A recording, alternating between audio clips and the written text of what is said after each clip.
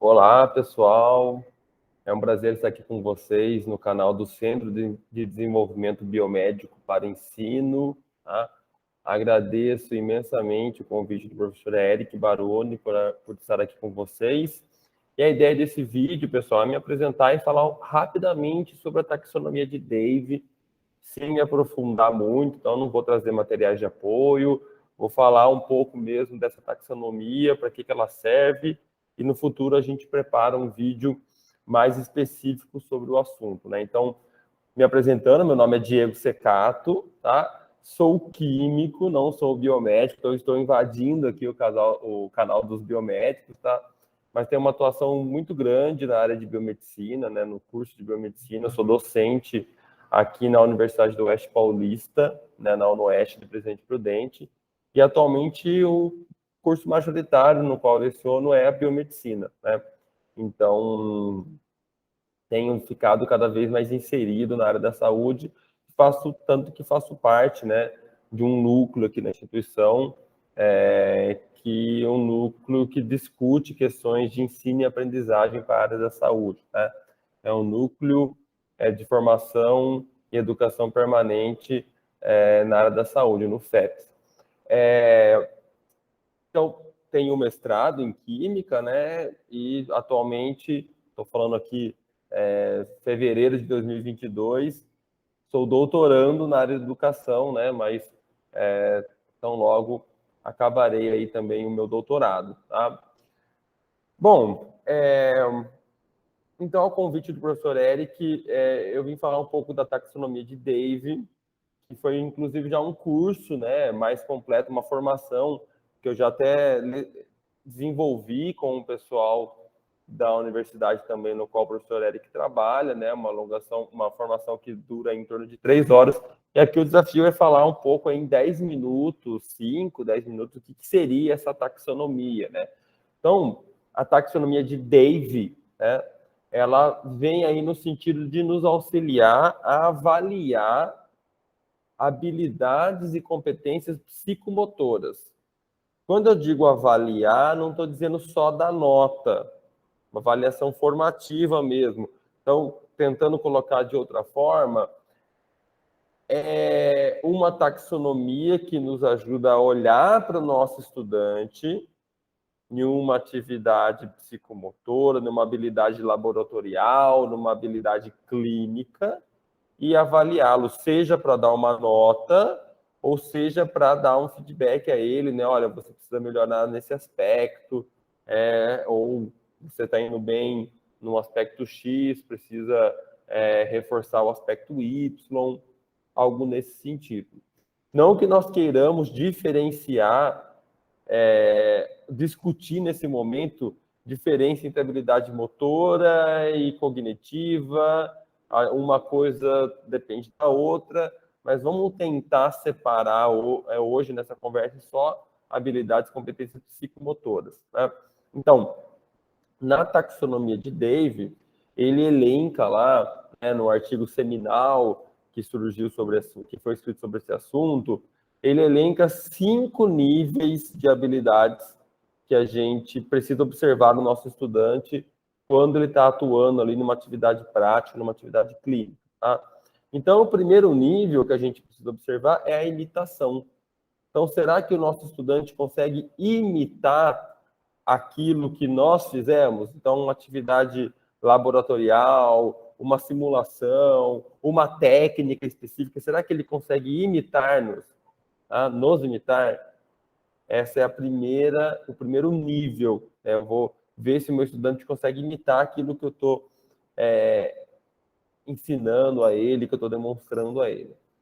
Num segundo nível, então agora o estudante já sabe imitar determinada técnica que eu realizei para ele ver, e aí ele consegue me imitar. No segundo nível, será que ele consegue manipular? É o nível manipulação. E aqui o Dave usa manipulação como assim, fazer aquela técnica, executar aquela técnica que ele já soube me imitar no passado, aulas anteriores, fazer somente com algum tipo de orientação verbal ou orientação escrita, mas sem que eu precise ir lá e fazer com ele. Então, nesse nível manipulação, ele vai conseguir fazer a partir de uma orientação, pode até ser uma orientação escrita, e nesse nível ainda é aceito alguns erros, né? Então, ele consegue fazer a técnica sem precisar olhar eu fazendo, mas ele ainda comete alguns erros. Esse é o segundo nível. O terceiro nível, que é a precisão, é parecido com o nível de manipulação, mas agora ele já faz sem erros, executa aquela técnica sem erros, tá? Sem precisar ver eu fazendo, sem precisar ver o professor fazendo ou qualquer outra pessoa.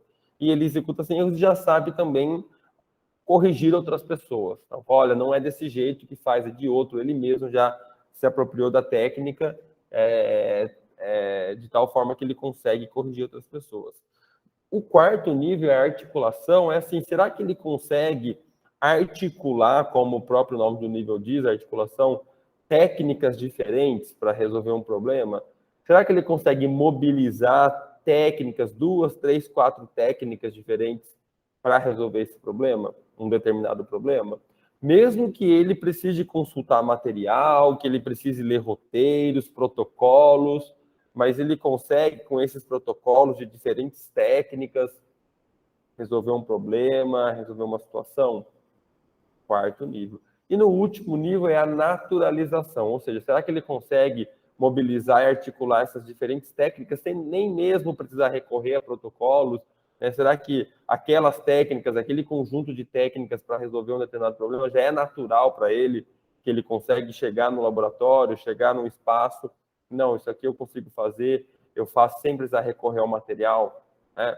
Então, a gente tem imitação, imitar o professor fazendo, manipulação, fazer sem precisar ver o professor fazendo, mas cometendo alguns erros, precisão, fazer sem erros, sem precisar olhar o professor fazendo também, e sendo capaz já de corrigir os companheiros, os colegas, articulação, trazer, manipular, mobilizar diferentes técnicas, ainda que se precise recorrer a uma orientação visual, um protocolo, uma orientação verbal, mas ele consegue mobilizar essas diferentes técnicas, articulação, e por fim, naturalização, mobilizar ali diferentes técnicas sem precisar recorrer a protocolos e tudo mais. Então, o Dave, ele sugere essa matriz, né, essa taxonomia para olhar para o desenvolvimento do aluno e avaliá-lo, a que nível que ele está, para poder corrigi-lo ou não, para poder falar, não, nesse momento eu espero que o meu aluno esteja nesse nível mesmo, ou eu esperava que ele estivesse nesse nível, não está, eu preciso, então, criar condições para que ele vá para um nível superior. Então, essa é a ideia da taxonomia de Dave. Né? Então, lógico, dá para a gente falar mais sobre isso, né?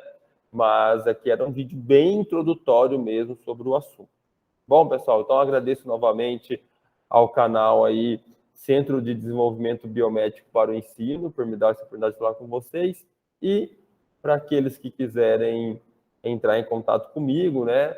O professor Eric me conhece, então tem meu contato também, que é o gerenciador aqui desse canal, mas vocês podem me procurar também lá no Instagram, no @DiegoSecato-professor, tá?